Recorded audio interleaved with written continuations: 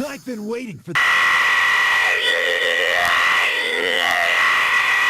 Now, of course, if you've been following Atlas for like a little bit, like this is not surprising at all. They love to do this shit of releasing a version and then a couple years later they release another version. So the existence of this thing is sort of like completely unsurprising to me. I think a lot of people were debating if this was going to be a sequel, like with Apocalypse, but I think what a lot of people forget is that Apocalypse is a really special case where instead of just making an enhanced re-release, it was like a whole ass sequel. That I'm pretty sure is the only time that's ever happened. So a lot of people assuming that they might do that. Not that it couldn't, but it's more unlikely than the tried and true method of just like, let's release the thing again, but more stuff in it. Now the question is, what stuff will be in it, or more importantly, what I want in it, because, I think my opinion is better than everyone else's. I mean, I think we can all agree with that. I think pretty universally from people who played the game, the story feels very lackluster and almost unfinished. I mean, even some of the gameplay, like especially with the last world, there's this era of like this was not finished or fully realized to a certain degree where I think it is safe to assume that a lot of that will be in the new version of the game. To what degree they will change things or add things is obviously speculation. If we go by what Persona 5 Royal did, Atlas is seemingly more willing to change things in the story and add a lot of stuff to it. It was a pretty decent expansion where it does really feel like a different game at certain points because of how much stuff is added. So I'm hoping that they add a lot of stuff to the story to make it, maybe good? I don't know. I mean, Like seriously, some of the stuff just feels like they completely forgot about it and didn't have time to like come and fix it or add anything to it. Like, do you guys remember that orange gate man who like appeared in one cutscene, gave you a key item, and then disappeared for the rest of the game, only to appear at the end and be like, "I'm a gate man." You guys remember that? What was his deal? Why did they like? You cannot tell me that they thought that through fully and just like let it happen. I mean, like, come on.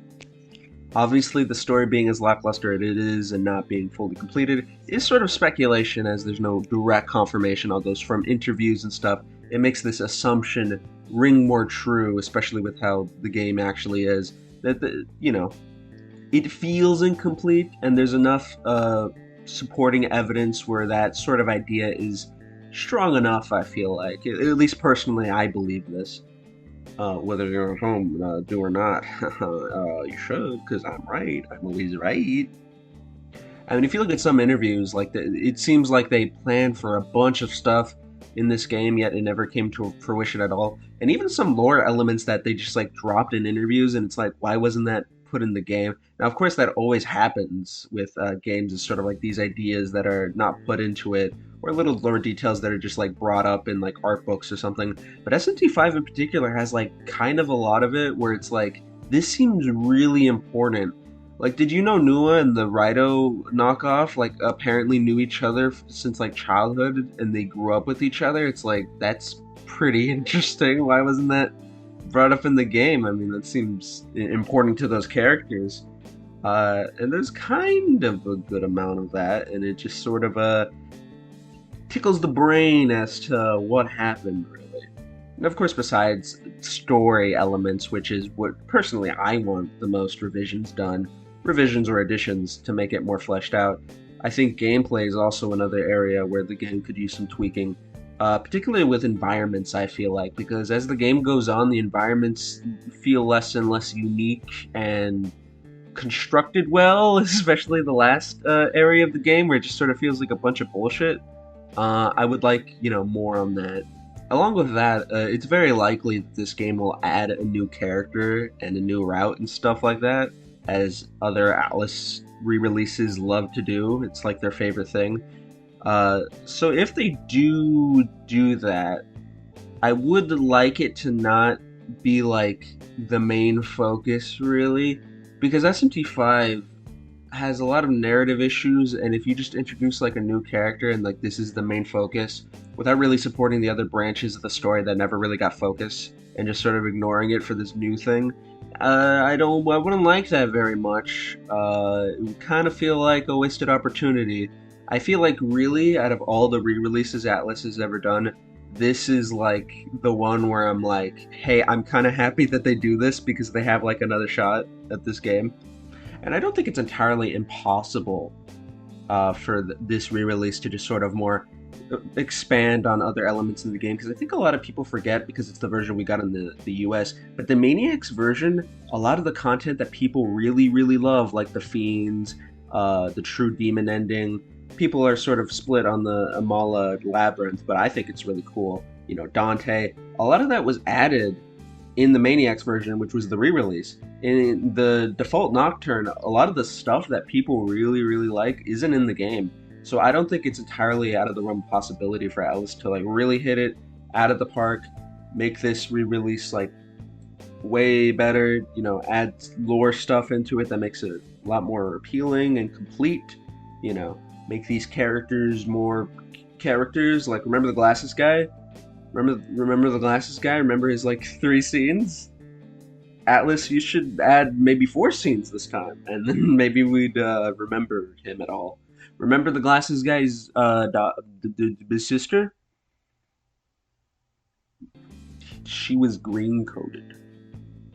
Of course, along with that, more demons would be cool. You know, they'd be cool. I mean, yeah. I mean, yeah. I mean, now this is sort of going out there, but what I would really like, because I think was a really cool concept that was sort of brought near the end of the game, is sort of the idea that like some of these demons, like some people have knowledge that is close enough to like them that they can brute force it and become a Nahobino.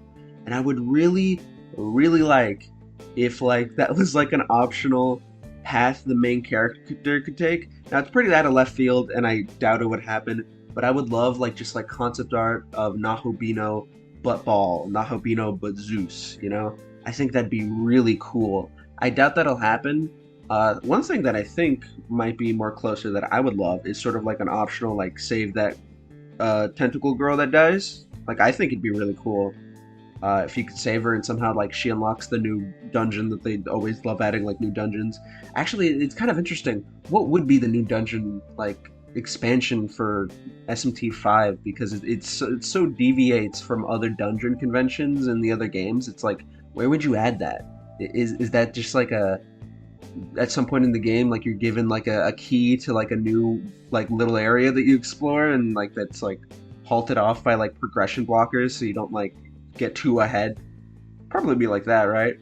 Now what if the tentacle girl that dies, what if you save her, she gets the new dungeon, and she cool, you know? Because I think what's really interesting about Atlas re-releases, it's that, and one thing that I feel like it's a pretty big missed opportunity to me, is that it's always like a new character. They always add a new character, and then they expand like the world from that new character a little bit, or whatever, you know. But why don't they like take a character that already exists and just expand on that? You know, like let's see this character that didn't have a lot, expand on it so we can have like a new thing. Like, why is it always a new character?